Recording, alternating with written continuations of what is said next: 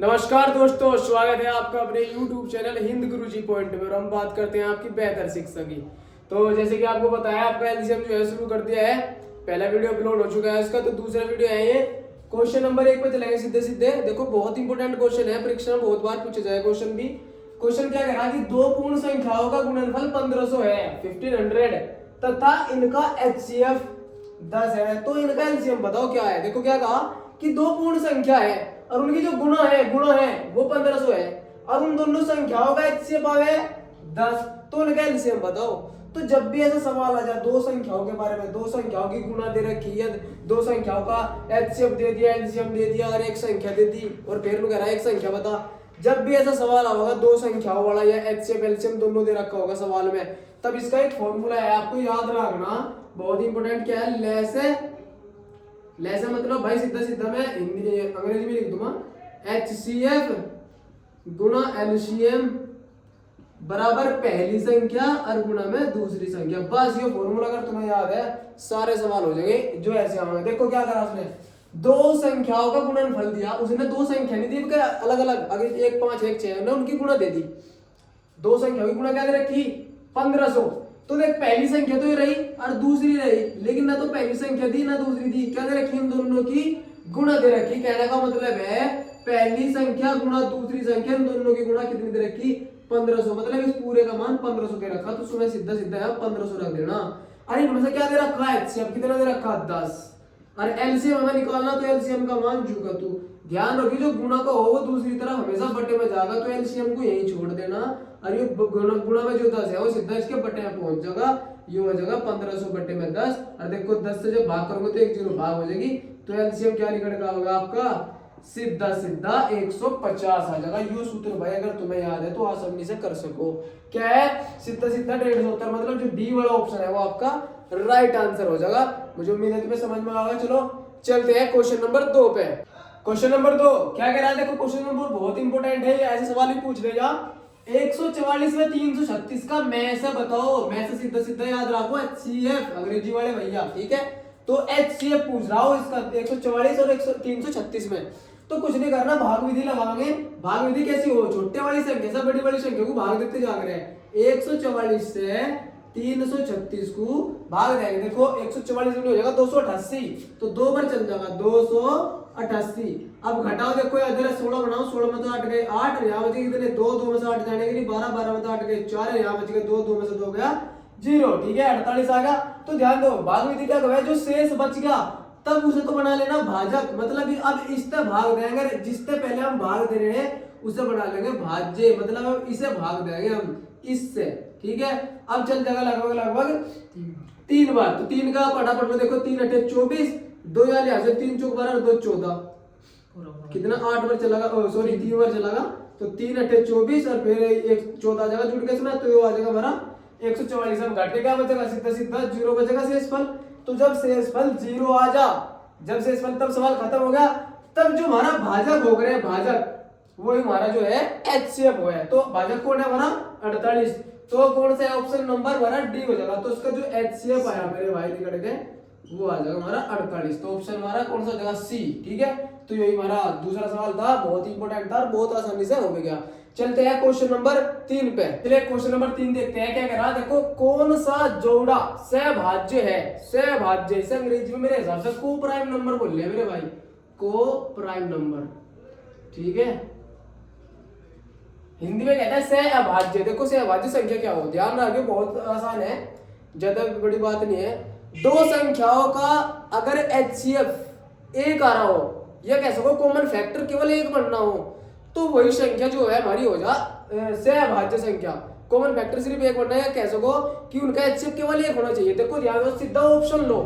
अब ऑप्शन में जो संख्या है वे केवल 1 से भाग होनी चाहिए, आपस में भाग नहीं होनी चाहिए। मान लो 1 से ही भाग होनी चाहिए। देखो कैसे है, ये 1 से भाग हो जाएगी, लेकिन ध्यान दो ये 7 से भाग हो रही, 7 से 21, अरे अभी 7 से भाग हो रही, 7 पंजे 35। तो इसका मतलब ये तो है नहीं, ये 7 से भाग हो रही ना, तो केवल 1 से भाग होनी चाहिए थे दोनों, और किसी से नहीं भाग होनी चाहिए है, ठीक है। अब इसे ले लो भाई, देखो 16 सम संख्या है 200 हो जाएगी, सम संख्या है अभी 200 हो जाएगी, ये अभी 200 होगी भाग, इसका मतलब ये अभी नहीं है सहभाज्य संख्या।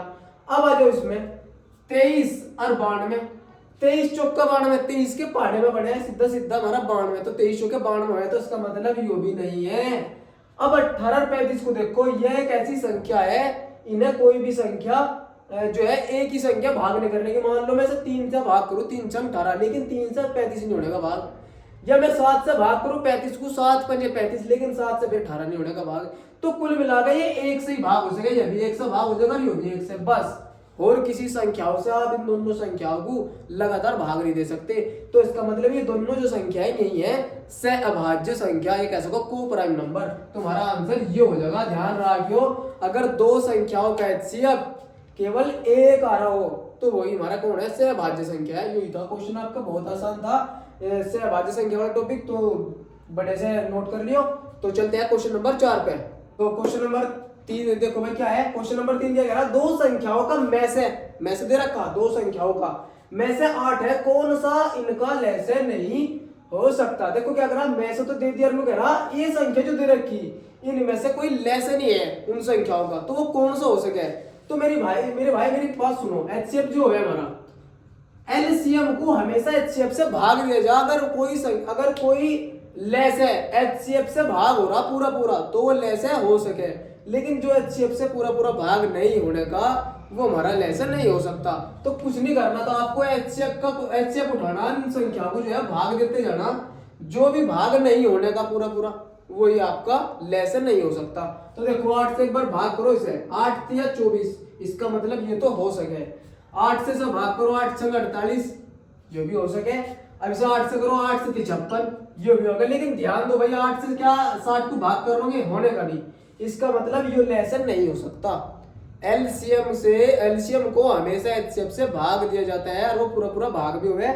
तो ये आपको ध्यान रखना, क्वेश्चन अगर ऐसा आ जा कि दो संख्याओं का में से यो है और ले से नहीं हो सकता या हो सकता है, ऐसा सवाल आ जा, तो हमेशा एचसीएफ से एलसीएम को जो है भाग दिया जा सके, और जो भाग हो गए वो ले से हो सके, और जो भाग नहीं होने का वो ले से नहीं हो सकता। ये आपका इंपोर्टेंट क्वेश्चन था।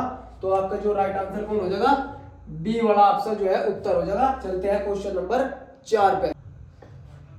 क्वेश्चन नंबर 5 देखो क्या कह रहा भाई, बहुत इंपॉर्टेंट है, भी बिल्कुल सेम क्वेश्चन है जो पीछे का। पिछला सवाल चौथा था, मैंने तीसरा बोल दिया था गलती से।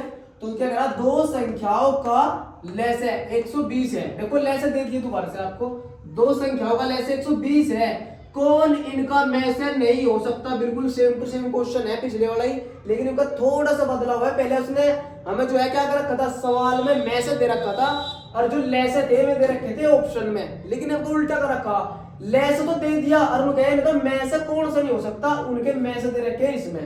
तो इनमें में से वो नहीं होने का जो इसे पूरा पूरा भाग नहीं करने का। भी पिछले सवाल में बोल रहा था एक लाइन कि एलसीएम को हमेशा एचसीएफ से भाग दिया जाता है।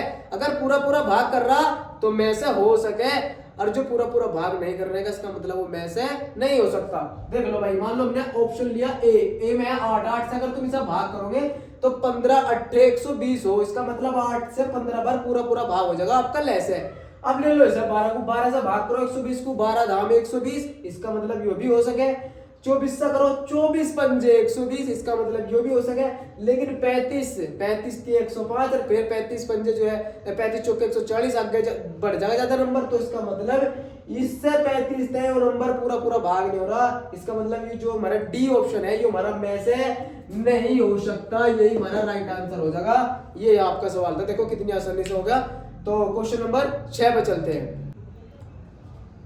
तो चलिए भाई, क्वेश्चन देखो क्या है आपका। क्वेश्चन नंबर 6, दो संख्याओं का गुणनफल 2028 है। दो संख्याओं का गुणनफल क्या दे रखा, 2028 तथा में से 13 है, तो जोड़े ज्ञात करो। देखो जब भी वो जोड़े पूछे तो आपको याद देखो, गुणनफल जब देते हैं और में से देते हैं और हम कहते हैं जोड़े बताओ, तो एक सूत्र है आपका याद रखना, जोड़े बराबर, जब भी वो जोड़े पूछे जोड़े बराबर हो जाएगा सीधा गुणनफल बटे में एचसीएफ गुना एचसीएफ, मतलब में से गुना में से, ठीक है। गुणनफल बटे जो भी गुणनफल होगा ऊपर एचसीएफ की जो है 2 बार गुना है, तब भी जो उत्तर आएगा उसके हमें जोड़े बनाने। देखो कैसे, गुणनफल कितना दे रखा हमें 2028, गुणनफल ऊपर रख ले क्योंकि गुणनफल ऊपर है। एचसीएफ गुना एचसीएफ कितना है 13, तो हो जाएगा 13 गुना 13, 2028 तो जो उत्तर होगा 2028, 13 गुना 13 हो जाएगा 169, सीधा सीधा बताऊं, अगर भागने में ज्यादा टाइम लग जाएगा, जब 169 से तुम इसे भाग दोगे तो मेरे भाई 12 बार भाग हो जाएगा पूरा पूरा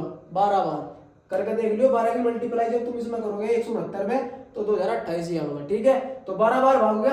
अब इसके दो जोड़े बनाने, जोड़े का मतलब यहाँ ध्यान दिए, जोड़ों का मतलब है यहाँ सहभाज्य संख्या, सहभाज्य संख्या, ऐसे जोड़े बनाने जो केवल एक से ही भाग होते हैं, मतलब जिनका HCF एक ही होता हो, बस ऐसे 12 को ऐसी संख्याओं में तोड़ना जिनका HCF एक बने, दो जोड़े बनाने ऐसे। तो एक तो हो जाएगा देखो 1 और 12, 1 और 12 देखो ये दो संख्या ऐसी होगी, इनकी गुणा भी 12 ही आवेगी, और जो इनका जो HCF बनना वो भी एक ही आवेगा। अब ले लो एक और 3,4, 3,4 का भी HCF एक ही बनेगा, 3 केवल एक से भाग हो सके और 4 भी केवल एक से ही भाग हो सके, लेकिन अगर से 200 करोगे फिर क्यों नहीं होगा, तो इनका HCF भी एक होगा। एक जोड़ा तो यो बन गया भाई, और एक जोड़ा बन गया, तो कितने बने, 2 जोड़े बन गए। यो आ गया हमारा आंसर, तो होगा जोड़े कितने हैं, तो 2 जोड़े हैं, ये हमारा उत्तर आ गया। ये था आपका सवाल।